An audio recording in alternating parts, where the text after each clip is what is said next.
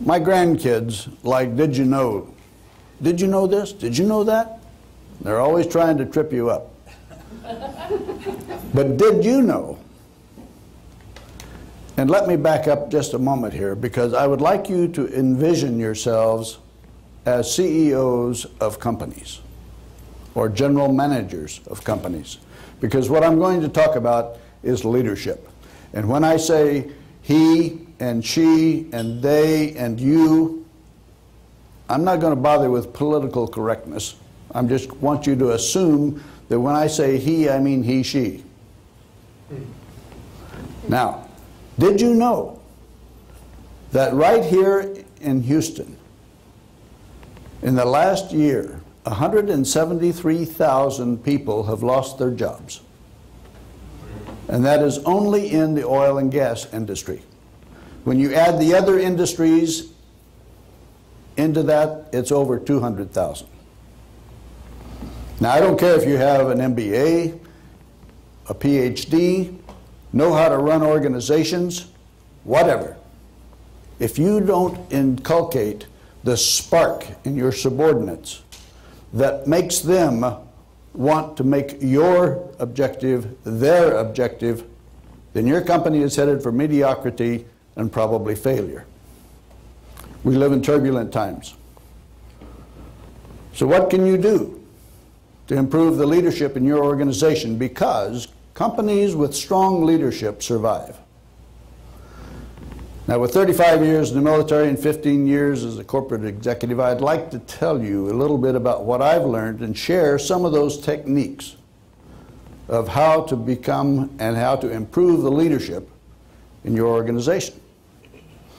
Number one is lead from the front. At Fort Benning, Georgia, there is a statue called Iron Mike. It is an 8-foot tall statue. It depicts a World War II soldier. He's leaning forward. He's got his left hand holding a rifle and his right hand above his head, urging his followers on and saying, "Follow me." Now that's kind of difficult for a CEO to wander around the halls saying, "Follow me." Everybody's going to call the loony bin. However, you can do that. A CEO, a leader, responsibility is to see and be seen.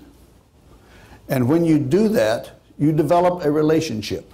You build trust. You build respect.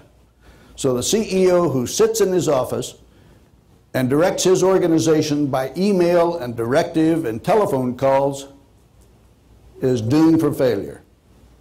What he needs to do is get out of his office, go down to the cubicle and say, "Hey, Jim, how's it going?"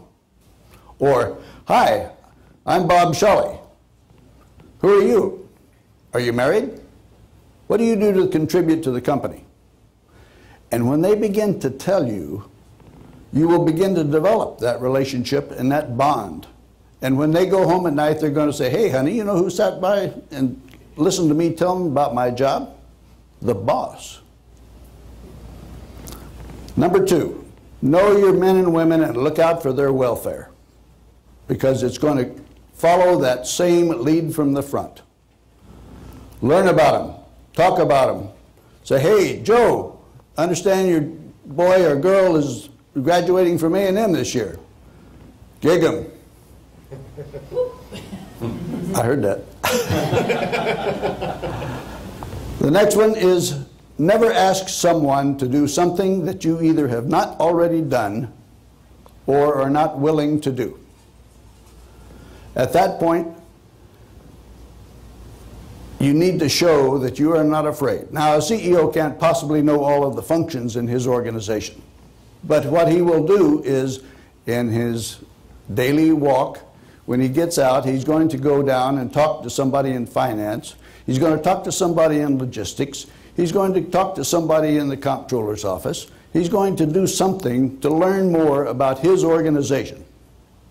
And when he does that, he's going to walk back to his office and he's going to call people in and he's going to talk about projects and initiatives and things that are going on. And he's going to start using these buzzwords and things that he has learned out on the floor.